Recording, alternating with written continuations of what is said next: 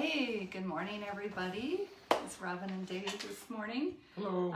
We just finished doing a seminar with some of the disciples from 3 different churches in India, and then a bunch of assorted people who also found it. And People from Bangladesh, Malaysia.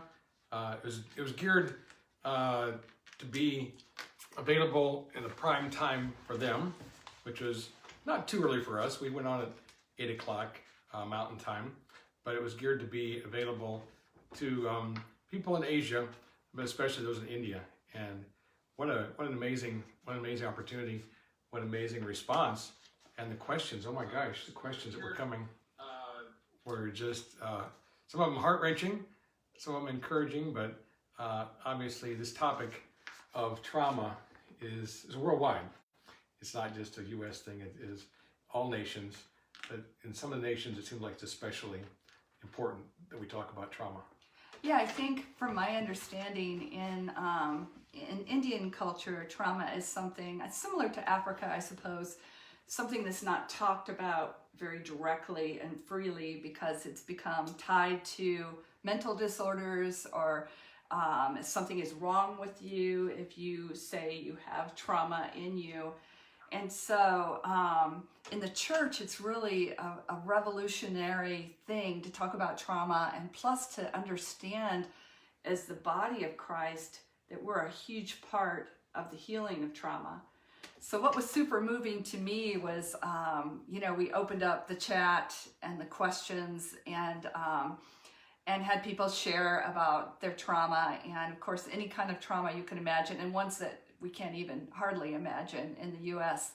were reflected there, and just the openness that was spilling out of the hearts as people shared. It was just beautiful and moving and overwhelming, and it helped me to know that I'm not alone in the traumatic stress that I've suffered in my life. And so we thought it'd be fun to come on afterwards. We invited the people who are on the seminar with us to come, and you can still listen in if you'd like to.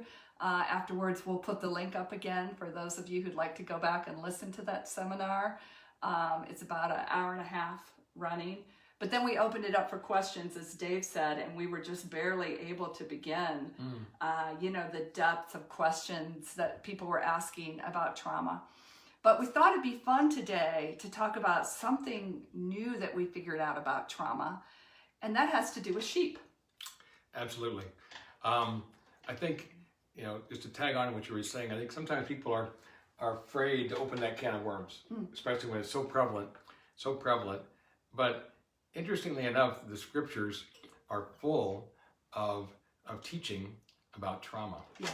And there's so much valuable teaching about it. Some of the things are maybe, like Robin said, are not ways we initially grasp on, but I started studying out sheep and their response to insecurity, their response to feeling threatened, their response to feeling unsafe.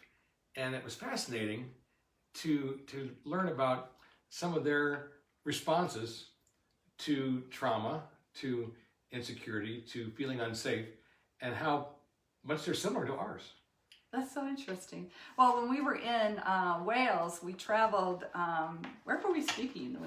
We went to our niece's wedding in Bath, England for us some years back. We also traveled around, and we were able to go to Wales, and we did speak to some churches, in the Commonwealth, I suppose you'd say, or around those parts. But we ended up going to Wales, and we were driving, and just the colors in Wales are phenomenal. Just these greens, and you feel like you've entered into Lord of the Rings or something. But there were sheep everywhere. And so we pulled alongside for me to get pictures, and I was taking pictures of this flock of sheep, and I was like, I wonder what would happen if I called the sheep. So I started saying, sheep, come on over and see me. It's safe. I'd love to see you. And first one sheep started trotting towards me, then 2, then 3, and they came, and then all of a sudden the whole flock came.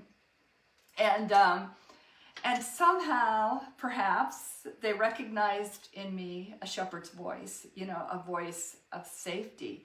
And safety is so important for sheep. And why is that, Dave? That sheep, it's like a tongue twister, right?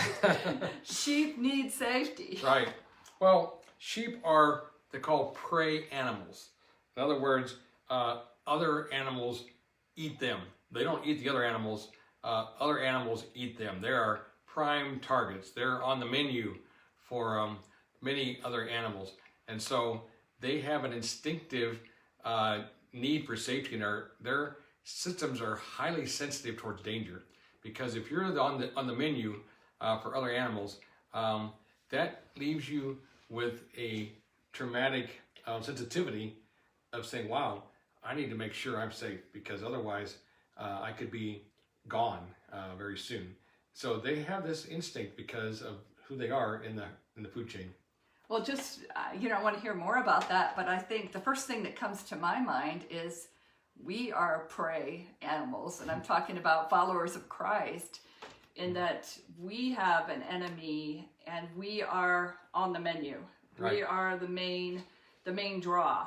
We are who he's after, and it's interesting that the Bible uses the same kind of analogies, right? That he's a roaring lion, or that's, I think even a bear is used in Isaiah as an analogy, that we growl like bears or whatever, but that we're under attack like sheep. And so it's Jesus, of course, used this analogy of him being the good shepherd. So I just want to say thank you to, we have a lot of people signing on here. We're going to be talking about sheep and trauma, how grace heals the shame of traumatic stress. So how does it work with sheep, honey, when it comes to trauma? What trauma are they afraid of, and how do they react? Well, of course, the number one thing is they don't want to be eaten. Yeah. That's the number one thing. And their first response, which is really cool, is they're going to run to the herd. Their protection, they don't have any offensive weapons. They don't have any horns or smells like a skunk has. They don't have any defensive weapons other than the herd, being a part of the herd, and of course being guided by a shepherd, because the shepherd's with the herd. That is their primal instinct in times of fear, is find the herd, get back with the flock, because that is their only protection. Yeah, Nicoletta said, she mentioned how we talked about high sensitivity last week. Really, this fits right in, because you could think of sheep as highly sensitive. In fact, you could merge we talked about earlier, you could merge 3 herds of sheep, and they've done experiments, and then one shepherd will call, and only the sheep that belong to that shepherd will come, because they know their shepherd's voice. And so the relationship between a sheep and his shepherd is very emotional. It's a deep emotional bond. A lot of times they care for a sheep like a child. You remember when David sinned with Bathsheba? Then when Nathan came to correct him, he used the analogy of a sheep, about a person who only had one sheep, and it was like a daughter to them, and they cared for it and loved it and carried it around. Shepherds, they have to care for their sheep almost like children. And so there's a very sensitive, intuitive relationship. And those of us who are high sensitive, we doubly relate to that feeling of vulnerability of being a sheep. Right. And some of the instructions are given to people who are adopting a sheep, or farmers, and that when you're first bringing them home, don't interact too much with them. Give them their space. Don't overwhelm them. Let them go be a part of the flock and get comfortable with the herd. Because if you force yourself on them, it's not going to go well. It's not going to go well. I'm not sure what the analogy is exactly there, but it is interesting that you have to give them space. And outside, any kind of outside stimulation can be overwhelming to them, and they need time to adapt. And I think there's some analogies there. Well, yeah, absolutely. In the book Unwanted, it talks about the idea of holding space for each other And so in healing terms, that means, we all have trauma in us. I mean, coronavirus is a trauma. And some of us, that trauma became acute and turned into post-traumatic stress disorder, which is when trauma comes to live in the body. And so that raw emotional part of the brain, those raw emotions are still there, and they haven't become stories. So they come out in nightmares, they come out in anxiety, they come out in fear, they come out in panic attacks, they come out in different ways. But really there's post-traumatic stress underneath there. So Jay Stringer says that part of the goal of godly relationships, and we really talked about this a lot last week. We were talking about the highly sensitive and the Holy Spirit being the nervous system. Part of our role in each other's lives is to hold space for each other. That means space to figure things out, space to grow in trust in a relationship. We almost expect people to trust immediately and to immediately, you know what I mean? But they need evidence that they're safe. They need a safe spot. And so when we hold space for them, that means, hey, it's okay that this is going to take you time to heal. It's okay if this takes a journey. It's okay if you have relapses in your addiction as part of the process of healing. It's not that the sin is okay, but it's understandable. If you understand brain science and you understand trauma, then you'll understand it's going to be an imperfect journey. And so even sheep know that you need space, I suppose, and they learn to trust the shepherd because the shepherd reads their need for space and develops a relationship with them. Right. Some other telltale signs that a sheep is stressed or is overwhelmed. One of them is freezing, not moving at all. And that's interesting because that's one of the phenomenon that is talked about with trauma. One of the classic trauma responses is to freeze. And it's a way that we try to find our security by kind of like becoming invisible. But if that's a response, then what do you think our response should be when we see that in other people? Well, first of all, let me say I relate to the freezing thing, that trauma causes us to freeze. And we have a bunch of people that just joined. What we're talking about is sheep and trauma. And I know it seems like an unlikely pairing, but actually it's not. And when Jesus talked about himself as a good shepherd, he was really paving a way for us to heal trauma, that we need a shepherd. We need a shepherd to heal trauma. So one of the classic signs that trauma is freezing. And for me, I learned since I was sexually abused, as a young kid by a relative that stopped by. It was a terrible situation and it left a horrible scar inside of me. But I almost learned when trauma came to go out of my body and maybe or go into an alternate self. Like the self that performed, the self that compensated, but the other extreme was I could just flat shut down, just escape. Like I learned to escape into books. I learned to escape into music. I'd put on my headphones and I'd learn to escape hiding under the covers. I think I've even hidden in the closet before, my dad was a magnificent man, but he did have a stretch during my teen years of alcoholism. And I learned to hide, and that's a freezing mechanism. And to me, and it was a self-protective mechanism so that I didn't get wound upon wound. Sure. So just wondering if anybody's out there, do you relate to freezing? And if you do, how has it come out in your life? This thing of just shutting down. And I think for the highly sensitive, it's super tempting to just shut it down, right? Because it's so sensitive. And nobody else seems to understand, and people think you're too sensitive, you're too much, overreacting. Freezing is a response that would be very understandable. Sure. So I think, again, we're curious and loving when people are having trouble finding words, or it seems like they're not with us then we gently draw them back to the present. Like something I do when, if I'm on the phone and I sense somebody's frozen, I'm like, do you think we could just breathe for a minute?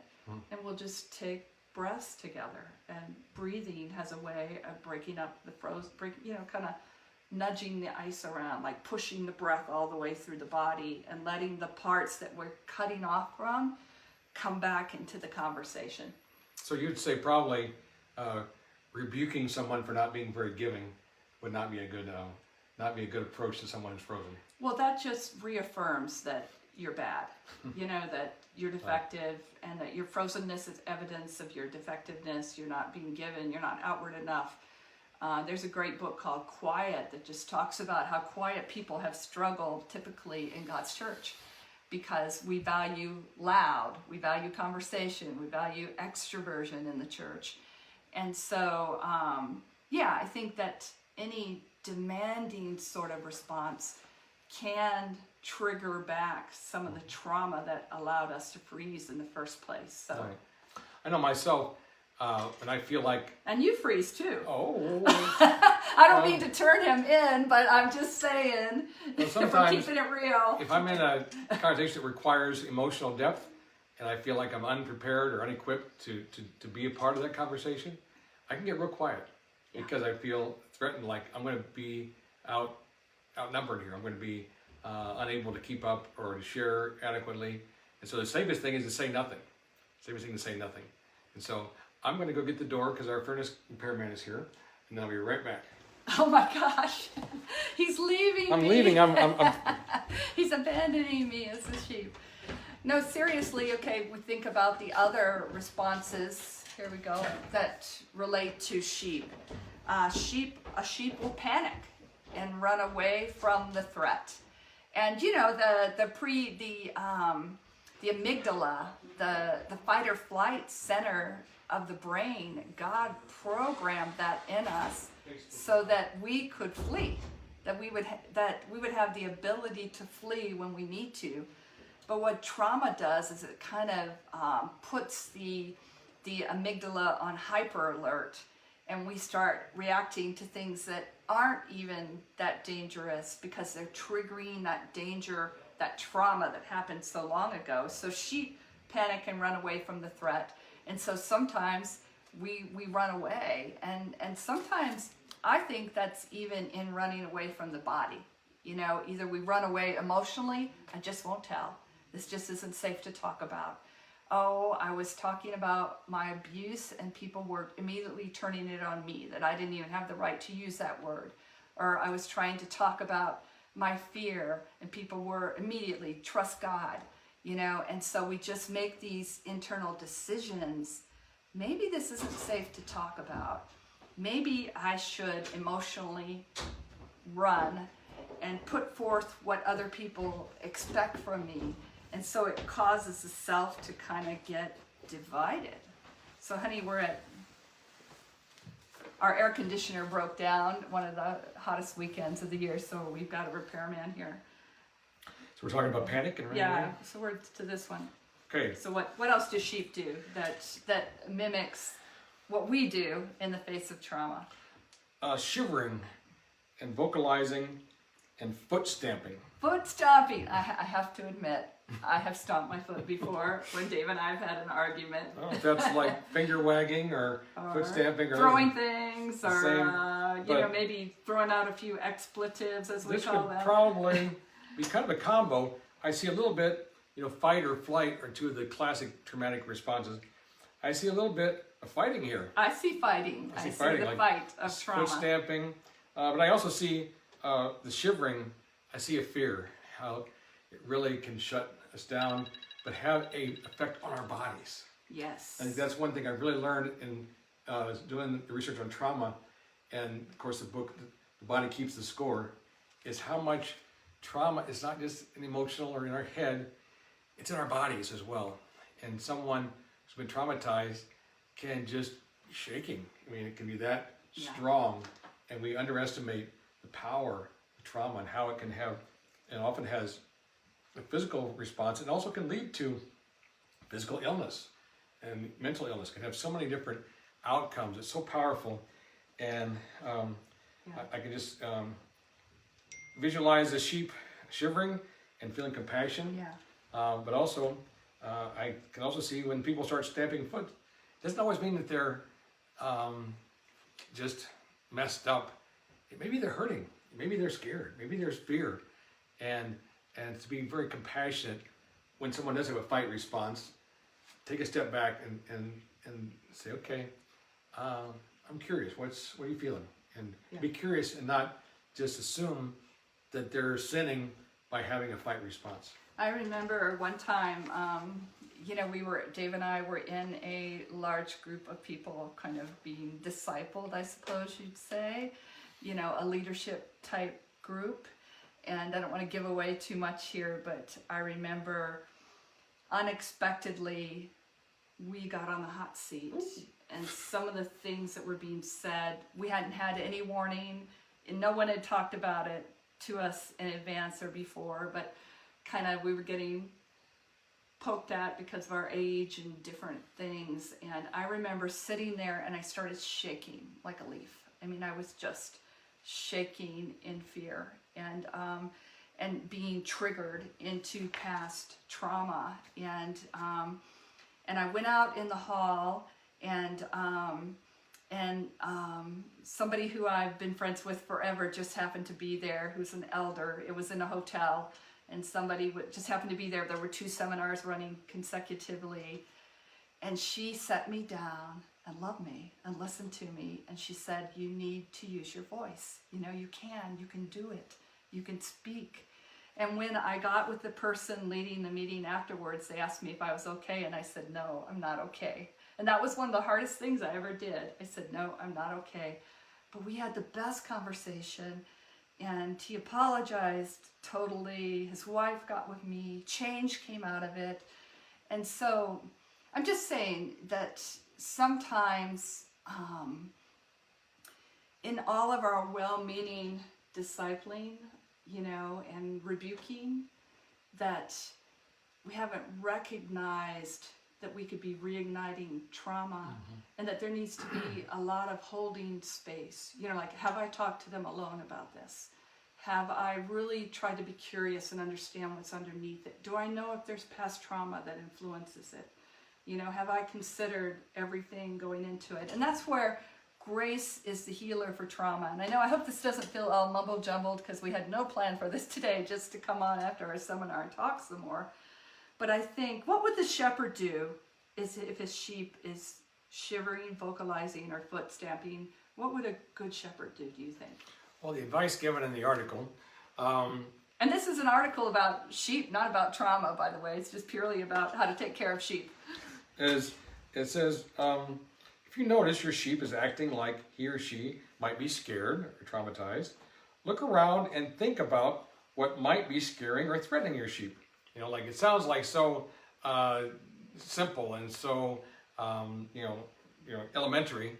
But he said, have you put something new in their arena that they are unsure of? Can they hear a dog barking in the distance? And like that, to me, those dogs barking in the distance. I mean, if you're what are those dogs barking in the distance for us spiritually? Yeah, it's like, if you're a sheep and you hear dogs barking, I can see why you'd be a little triggered by that. I can see why that is not going to be a good night's maybe rest. Like a wolf or something. Yeah, and so danger. And so I think the curiosity thing is here. Like, well, there must be a reason. There must be a reason. And I think that question can be raised about addiction. It's like, there must be a reason that you're medicating. What's the pain underneath that's causing you to want to cope with this in this way? Why? Being curious and really giving it some thought and listening. Listen, is there a dog barking? Yes. Is there a dog barking? Yes. Do I hear a dog barking? And yes. I guess it's people, if they do the article, maybe Robin and I will probably start using this when we see each other triggered. We'll probably go, do I hear a dog barking?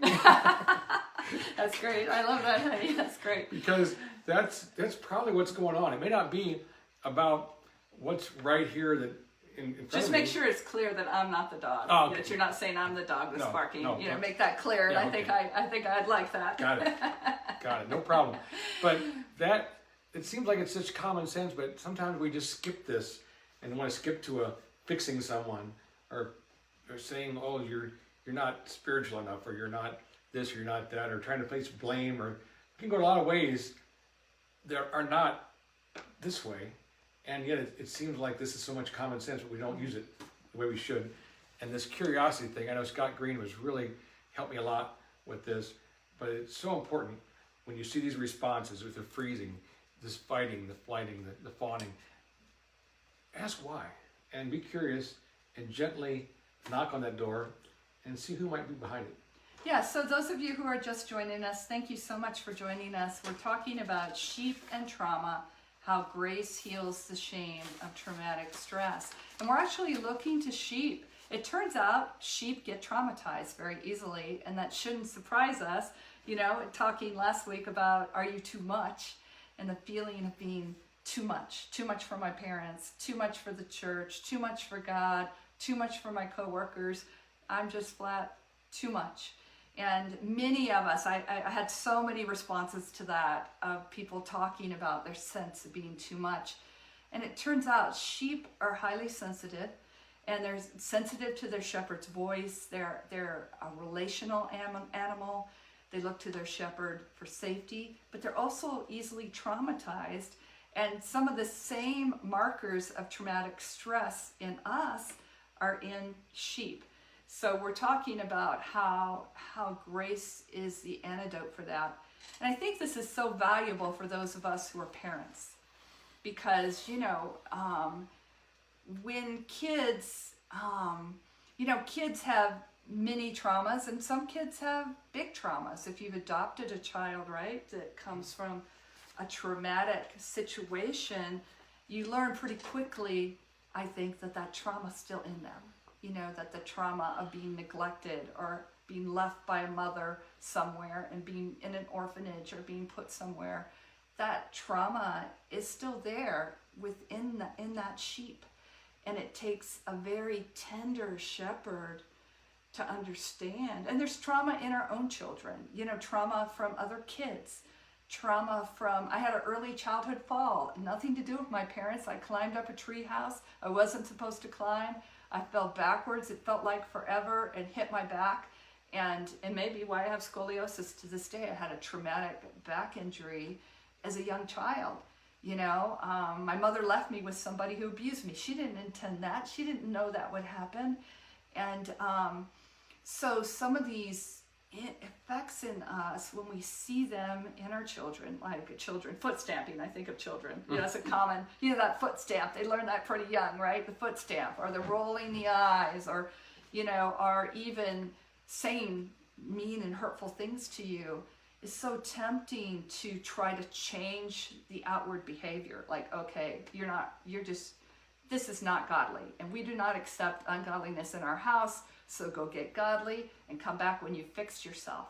But you see how that robs them and us of empathy, of being able to sit in pain, of being able to listen, of being able to help facilitate healing. And it's not, we're well-meaning in that, right? We're well-meaning in that. Here, let's be, we're godly in this family, and we have a godly standard, and therefore you're all godly. But I don't think that's fair in the body. I don't think it's fair in families, but yet I think we've all been guilty of that at different times. I like the advice.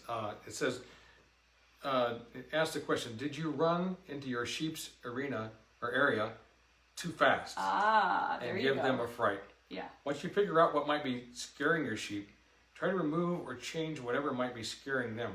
So sometimes running in too fast can spook the sheep and can help and does not help them. And I think as parents, obviously if the wolf is attacking, you run in fast. But in general, the curiosity should lead to a little slower approach, a little more tenderness, a little more just easing in, because I know, especially with teenagers, I found that they don't like me barging right in. What's that thing, honey, that the greatest conversations with teens happen in the car, because, and usually near the end of the ride, because they know they can open the door and get out. Right. If there's a way of escape, or even if, grace-based discipleship, I'm relating to you, and this is what I hear you saying. I have a thought. Some things are coming to mind. Would you be okay with me sharing? Are you in a space where you need some time just to process? Asking How can I permission. help you? So asking permission allows people to know that, first of all, it shows great respect. It shows respect that hey, we don't have the right, no matter what position we're in, to barge in, and just advice dump. You know what I mean? I mean, and this is all, I'm not making fun of discipling. I love the idea of discipling. I need discipling. I need other women in my life, talking to me about things. I need relationships. I love discipling. But we're just talking about that, being respectful in the way we administer it. Not too fast, too hard, not too fixy, but listening. Okay. Wait, I think, Dave, you're needed here. Okay. So we have the our air conditioner went out. So of course our the guy who fixes our air conditioner came right in the middle of our Facebook Live. But so glad that you're here. What kind of let's see if I can say this gently, but what kind of ways that people approach you put you in a bit of a fright or a tailspin, when they're trying to help you? What things aren't so helpful and what things are helpful? That we'd love to hear from you in the comments, how you're relating to all this and what you think about this, because we're talking about sheep. And to me, Jesus as the good shepherd, come unto me, all you who are weak and heavy laden, and I will give you rest. For my burden is light and my yoke is easy. Some people call that scripture another version of come take up your cross and follow me. That's the other side of the call to take up your cross, is like, hey, I'll be carrying it with you. I'll be carrying the burden with you. I'll be carrying your abandonment with you. I'll be carrying the trauma with you. I'll walk with you. And they say that a shepherd's love is so great for his sheep. If the sheep keeps wandering off where he'll be destroyed, the shepherd will break a sheep's leg and carry them around for a bit to teach them that they need the shepherd and rely on the shepherd. And so the idea of shepherding is such a powerful idea, that Jesus shepherds. Crystal says it's triggering when they correct before comfort. Okay, correcting before comfort. So maybe comfort is what's needed first. I hear you. Wow, you feel like your husband is emotionally abusing you, or you feel like this is hurting you. I hear that you feel threatened. I hear that you feel at risk. Tell me more about that. Help me understand. Where do you think that comes from? Why is that so hurtful for you? And so we ask a lot of questions, and we listen, and we give grace, and then we're holding space for them to heal. Karen, what hurts? Giving a strong, iron-fisted directive, especially if authoritative, without hearing my voice or perspective first. Yeah, that's kind of the highway or the byway talk, right? Have you ever had your parents say something like, how do they say that? What is that phrase? It's like, either go this way or get on the highway, it's either my way or the highway. That's what it is. My way or the highway, and parents sometimes do that, right? Well, it's like I'm the parent. This is the way it is. As long as you're you're going to do it. As long as you're under my roof. The highway. As long as you're under my roof. That's when you know that expression. When that expression comes out, as long as you're under my roof, then you know the edict is about to be proclaimed. Yes. So those of you who just joining us, my way or the highway, we're talking about sheep and trauma, how grace heals the shame of traumatic stress. So we've talked about some of the markers that you have PTSD is when trauma isn't about what happened to you as much as whether it stays in your body, it lingers in the body. When it first happens, it's considered trauma. If it's still hanging around after 30 days, it becomes acute stress, acute trauma. And then if it hangs around for months, it starts to turn into PTSD, post-traumatic stress disorder. Right. And that's where it lives in our body and begins to kind of have a mind of its own. And when that's triggered, we recognize it because we're tempted to fight, to flee, Fight, yes. to freeze, or to fawn. to fawn. I don't know if you guys have ever heard the idea of fawning. Fawning is like when someone hurts you or someone doesn't give you dignity or mistreats you, you're like, oh, let me fix you, let me fix this. Like you might get mad. It's kind of a codependent response.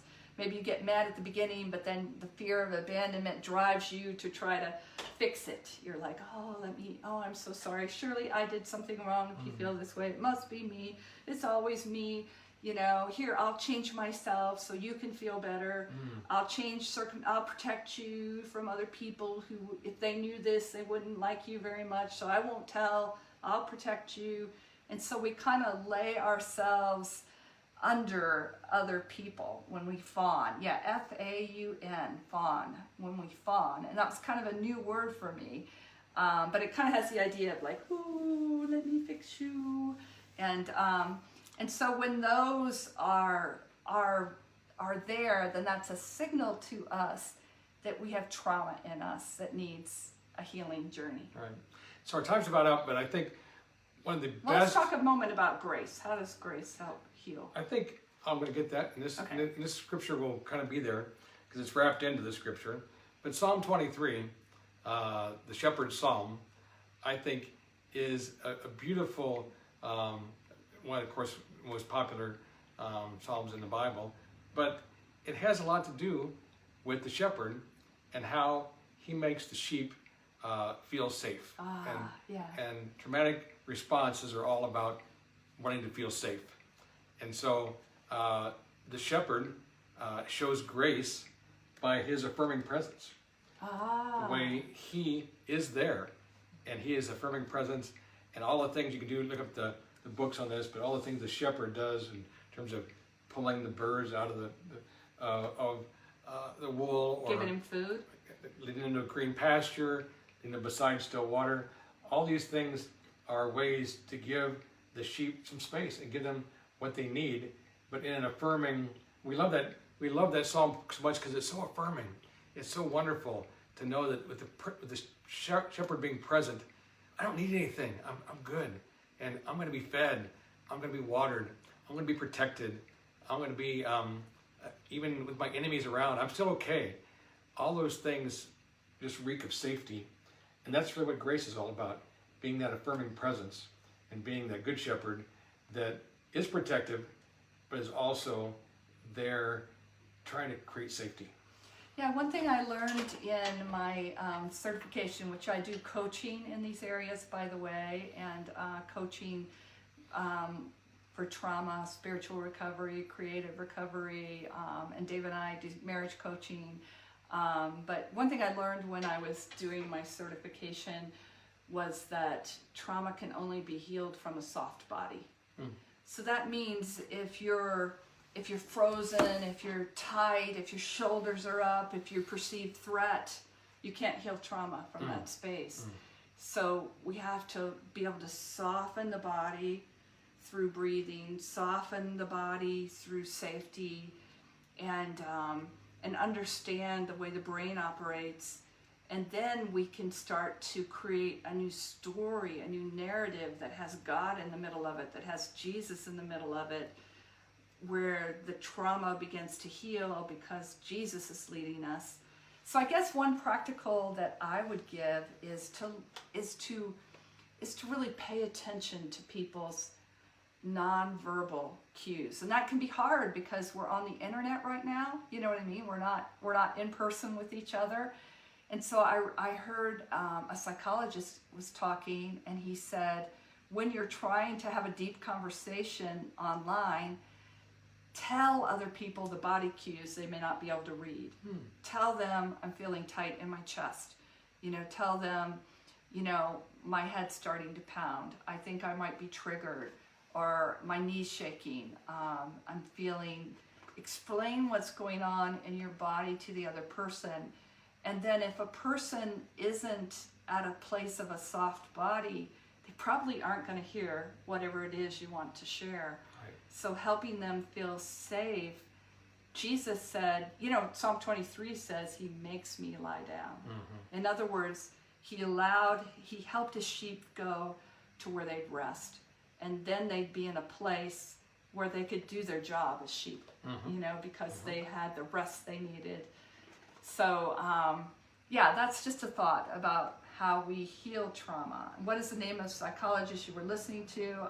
Nicoletta, I'll have to look that up. My cousin Lori is on, helping or leading a hurting person to figure out their own solutions to trauma can be a step to grace and their spiritual growth. Wow, Lori, thank you so much for sharing. Lori and her husband do ministry and done it for a long time. Yeah, helping or leading a hurting person to figuring out their own solutions to trauma can be a step to grace and their spiritual growth. And one of the things, I'm going to segue to what I know you want to do here, but one of the things that I found that's super helpful is doing a Grace Calls book group. Mm-hmm. Absolutely. For the people in India, we offered a special deal today on ebooks for the next 24 hours. This is